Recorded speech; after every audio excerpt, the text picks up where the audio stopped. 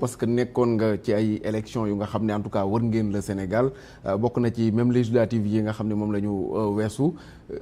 lan nga gis ci différence bi dëkk yi nga xam ne ci nga doon jot a jaar ak dëkk yi nga xam ne aussi ci nga jaaraat après c'est quoi cette différence jàpp nga que ni les régimes yi fi jaar def nañ ay changements majeurs ci dëkk yooyu wala y a beaucoup de choses à faire? Non, il y a énormément de choses à faire. may wax souvent il y a un macrocéphalisme au Sénégal boo xamante ne dañu am bopp bu rëy a rëy comme xale bu am feebar boobu ñuy wax kwashiorkor bopp bi day rëy yaram bi tuuti loolu moo xaw a dal suñu réew maanaam tey lépp dafa concentré wu ci Dakar dafa mel nii da nga concentré bopp bi ñu ne nañu wàññi bopp bi au lieu que ñu yóbbu ko ci yaram bi tas ko fa ñu wax ay pôle de développement économique mais ñu indi ko ci put bi parce que pour man Diamniadio ci put bi la mënoon nañu gën a yaatal surtout ñu daal di def ay efforts ci kii mais quand même am na dëkk yoo xamante ne tali yi gën na ñëw et cetera loolu mënul ñàkk mais par rapport ak nu population yi di yokkee habitation yi nu muy yokkee infrastructure yi du répondre à ça parce que infrastructure yu bees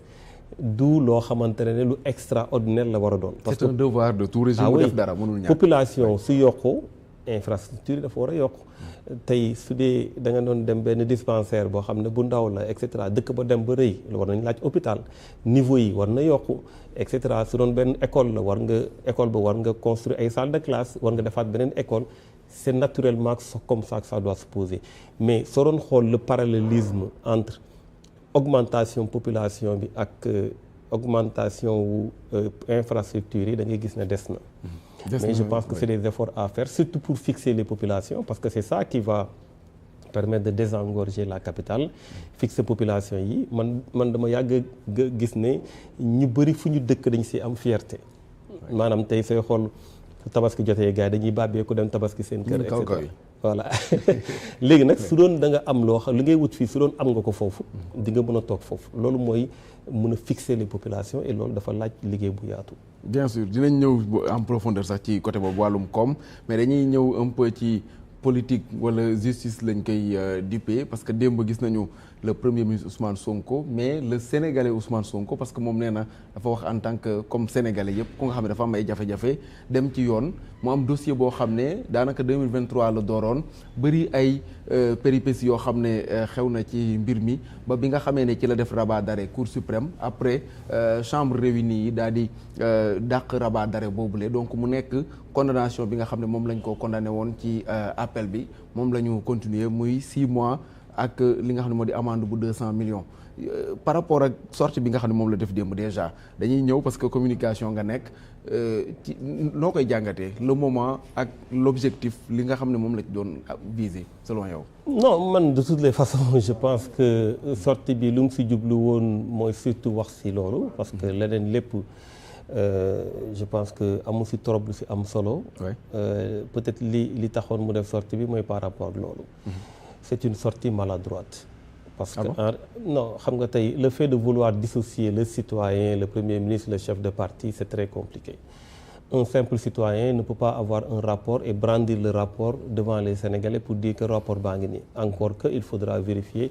ndax rapport la Cour suprême Ousmane Sonko avait été condamné exactement ndax li ñuy wax ne moo ci nekk ak nan la demee yan contexte la et je pense que loolu pour des raisons de transparence le rapport devait très rapidement être diffusé Sénégalais yi xam exactement lam moo ci am ak lam moo ci amul mais ba muy njëkk a wax ci wax jooju kiyam la tee bu ñu ko fàtte téléphone am ne mbir maa ngi nii et cetera boobu ba léegi génnewu ko benn moment sax nee na ci internet laa ko gisee comme ñëpp non franchement dafa am ku ne ak rôle am affaire justice la justice def na lu mu def na liggéeyam moi je pense que jarul en tant que premier ministre ngay taxaw di menacer la justice di menacer les magistrats. Il n'a pas menacé en tant que premier ministre. Il n'a pas. Non moi je vais pas entrer dans ce piège. C'est-à-dire que c'est le premier ministre qui le fait c'est le premier ministre rek moo mën a am ce rapport. kon yow doo ko xaajaleel ñaari nit ñi. non c'est un piège. le Sénégalais Ousmane Sonko ak le premier ministre Ousmane Sonko. Non du tout c'est pas possible est-ce que le Sénégalais lambda mën nga am rapport boobu mais yow journaliste nga soxla nga rapport bi man citoyen la soxla naa rapport bi bëgg naa gis rapport bi est-ce que mën naa ko am. dafa am fenn fu ñu la ne soo demee rek taxaw ne citoyen daa ñu jox la ko déedéet c'est parce qu'il est premier ministre moo tax ñu jox ko rapport bi. Donc je pense que le fait que muy attaquer les magistrats suñ ma defalee verdict bu baax magistrats yu baax lañ suñ ma defalul verdict bu baax dama leen di ŋàññi à son niveau de responsabilité c'est une démarche irresponsable. Nit soo yoree réew soo jiitee réew da ngay taxawaay boo xam ne da ngay inciter tout citoyen mu am même taxawaay bi mooy su mbir amee nañ ko yóbbu ci justice àtte lu justice àtte ñu xam ne loolu la justice àtte mais su dee da nga bëgg a taxaw menacer magistrat yi ñii dañ leen a corrompre ñii dañ leen a lii c'est des accusations extrêmement graves yoo xam ne nag espérons que dañu ci dégg waa UMS parce que man jàpp naa l'union des magistrats du Sénégal war nañu wax ci loolu parce que c'est normal que yu mel nii su amee ñu am ci taxawaay bu mat sëkk tey su dee da nga am juge boo gis ne dañ ko corrompre tu n'as qu'à mettre les preuves parce que juge yi war nañ leen mën a porter plainte juge yi war nañ mën a xool nan la ñuy mën a fexe ba su dee def nañ ay fautes ñu condamner leen tu n'as qu'à enclencher une procédure dans ce sens mais mënoo taxaw accuser les magistrats comme ça wax na leen oui c'est corrompu wax lu la neex comme si tu étais dans l'opposition je pense que ça a été une démarche irresponsable. Est-ce que procédure bi aussi buñ ko xoolee mënuñu ko ci may dëgg d'une part parce que par rapport ak la justice décision yi nga xam moom la rendre woon yëpp ñu dem ba sax di ci wax ay waxu éligibilité mag yooyu bi ñu rendre décision bi aussi nit ñi gisoon nañ ko 6 mois après ñu teg ci 200 millions ci wàllum amende mu dem sax ba far yàqal ko candidature am est-ce que mënuñu ko accepter mu mën a commenter cette décision bi nga xam ne justice da koo jël pour bañ a contredire boppam selon moom li mu jàpp parce que jàpp na que ni Cour suprême la woon après bañ nañoo contredire seen bopp tax ñu génne décision bu ni mel. waaw mais wax nga léegi ne c'est les chambres réunies non. oui waaw donc c'est différent déjà pour commencer. oui. Ensuite il avait l'opportunité d'aller répondre il a choisi de ne pas répondre je pense que am na benn jour sax dafa dem di football yi. ñëpp gis ko donc ce sont des choix qu'il faut assumer totalement maintenant. li may wax c'est pas par rapport à son dossier en tant que tel li may wax man mooy il faut que ñu respecter nos institutions nu ñu mënee taxaw te dañu respecter le président de la République respecter le premier ministre respecter l'Assemblée nationale noonu la ñu war a respecter la justice noonu la ñu sax war a respecter l'opposition parce que je le dis souvent d'ailleurs dañu naan du président de la République de l'Assemblée nationale de l'opposition et cetera donc yooyu yëpp c'est des dañ ko dugal ci constitution bi donc pour su ne da nga ko war a jox gëddëm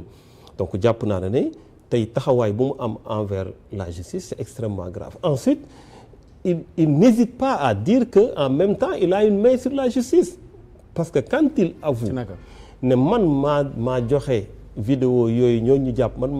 maa jël vidéo yi jox ko le ministre de la justice mais à chaque fois on nous dit quoi lan la ñuy wax c'est ay poursuites le maître des poursuites moo autosaisir ça veut dire quoi ça veut dire que à chaque fois qu'il y a autosaisine moom mooy joxe ay instructions c'est-à-dire que tey le cordon ombilical bu ñu doon xeex ni exécutif dafa dugal loxoom ci justice moom il l'assume.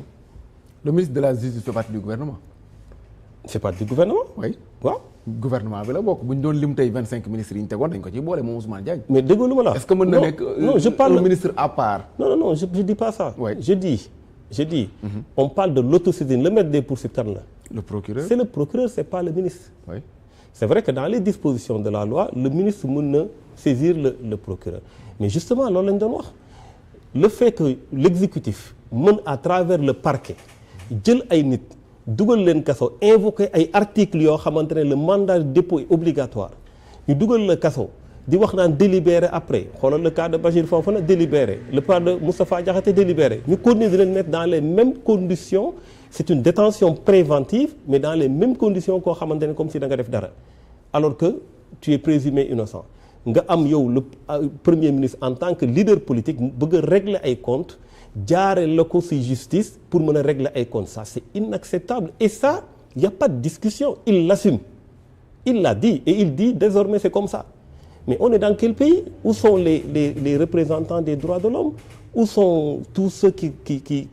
luttent pour les libertés pour la démocratie un premier ministre war na mën a xool rek benn vidéo ne bon vidéo bi daal neexuma monsieur le ministre de la justice saisiral kii ñu woo ko on est dans quel pays. est-ce que envoyé ko rek yam si.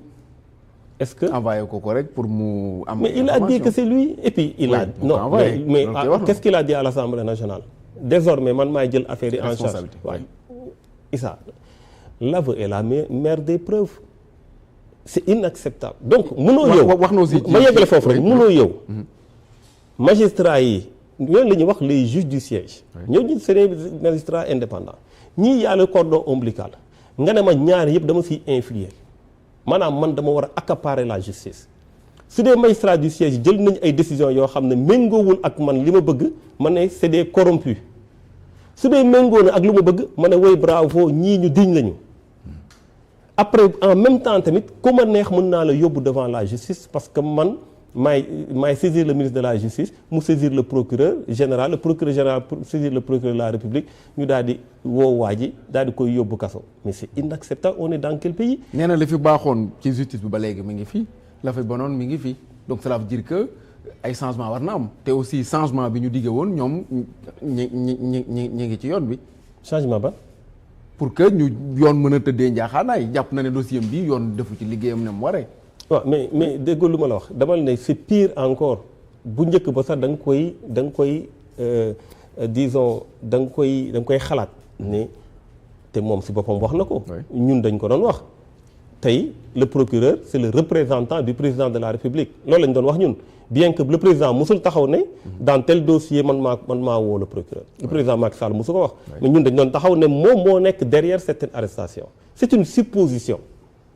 et qu'on renforce par un élément de langage politique en disant que moom moo téye justice bi moom mooy def lu ko neex mais qui ils disent man la.